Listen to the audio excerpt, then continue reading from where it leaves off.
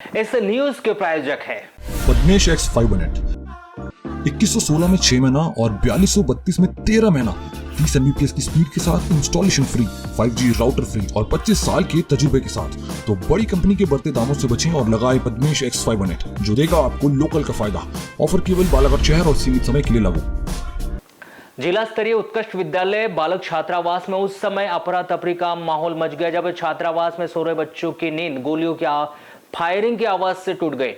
और यहाँ कोई एक ही कमरे में नहीं बल्कि 3 से 4 कमरों में गोली की फायरिंग की आवाज सुनाई दी है और कमरों में लगा खिड़कियों के कांच भी गोलियों के द्वारा चलने से फूट गए और कुछ जगह गोलियों के कांच पर निशान भी बन गए, जिसकी सूचना तत्काल ही छात्रावास के संबंधित कर्मचारी के द्वारा 100 डायल को दी गई और पुलिस ने तत्काल पहुंचकर इसकी छानबीन करना भी शुरू कर दी है। मिल रही जानकारी के अनुसार गोंदिया रोड स्थित MLV स्कूल के पहले जिला स्तरीय उत्कृष्ट विद्यालय बालक छात्रावास है, जहां 100 बालक हेतु छात्रावास में कक्षा 9वीं से कक्षा 12वीं तक के यहाँ बच्चे रहते हैं जो अलग अलग स्कूलों में रहकर पढ़ाई करते हैं। 10 सितंबर को सुबह 5 से 6 बजे के दरमियान उस समय बच्चों में अफरा तफरी का माहौल मच गया जब छात्रावास के 3 से 4 कमरों में एयर गन से किसी ने फायर कर दिया। वहीं बताया जा रहा है कि बच्चे उस समय अपने कक्ष में सोए हुए थे। वहीं फायर के बाद कक्ष में लगी खिड़कियों पर लगे कांच के भी बंदूक की फायरिंग से टूट गए, तो वहीं कुछ कक्ष में फायर की गोली के निशान भी बन गए। इसकी सूचना बच्चों के द्वारा तत्काल ही छात्रावास में उपस्थित जिम्मेदार कर्मचारियों को दी। कर्मचारियों के द्वारा इसकी सूचना पहले 100 डायल को दी गई, उसके बाद पुलिस के द्वारा जाकर छात्रावास में पहुंचकर जिन कक्षों में फायर किया गया था उनका निरीक्षण किया गया और उक्त मामले को गंभीरता से लेते हुए पुलिस के द्वारा पूरे मामले को जांच में लिया है। छात्रावास में काम करने वाले शिव मंगल महोबिया बताते हैं कि उन्हें सुबह बच्चों के द्वारा बताया गया था कि उन्हें कांच फूटने की आवाज़ आई, जिसे सभी कर्मचारियों के द्वारा जाकर देखा गया तो समझ में आया कि यह फायरिंग की गई है और इसकी जानकारी तुरंत ही पुलिस को दी गई और पुलिस के द्वारा यहां आकर देखा गया तो पाया कि लगभग 3 से 4 कमरों में फायरिंग की गई है, जिसमें खिड़कियों के कांच टूटे हैं और खिड़कियों के कांच पर गोलियों के निशान भी बने हुए, जिसकी सूचना उन्होंने अपने वरिष्ठ अधिकारियों को दी। अब यह अनुमान लगाया जा रहा है कि कुछ बच्चों के द्वारा शरारत में एयर गन लाकर फायर तो नहीं किया गया, ऐसा अनुमान लगाया जा रहा है। हालांकि पुलिस इस मामले में लगी हुई है। हम लोग को पता नहीं चला, ये बच्चे लोग सुबह उठे तो बोले भैया हम लोग को कांच टूटने की आवाज़ आई, तो इन्होंने हम लोग को आके सूचना दी। तो हमने जब कांच का देखा तो उसका थोड़ा सा हम लोग को लगा कि कुछ चीज़ से फायर किया गया है। हम लोग ने फिर 100 सर ने अधीक्षक सर हैं हमारे, उन्होंने फिर 100 डायल किया और फिर पुलिस आई तो कांच छान।